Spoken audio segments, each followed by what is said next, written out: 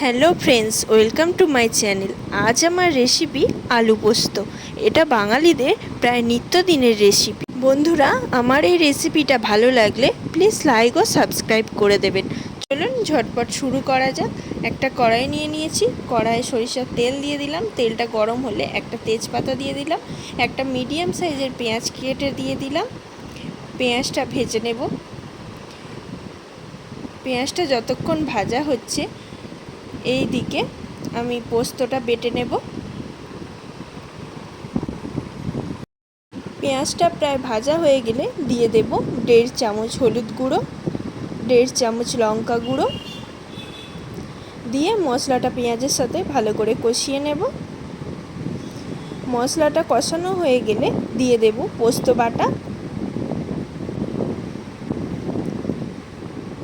পোস্তটা ভালো করে নেড়ে চেড়ে কষিয়ে নিয়ে একটু জল দিয়ে দেব, যাতে পোস্ত মশলাটা কড়াই বসে না যায়। এইভাবে নেড়ে চেড়ে কষিয়ে নেব।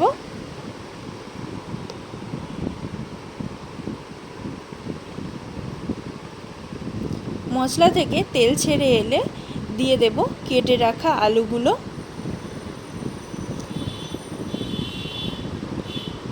আলুগুলো মশলার সাথে ভালোভাবে মিশিয়ে নেব। এইভাবে নেড়ে চেড়ে মিশিয়ে নিতে হবে।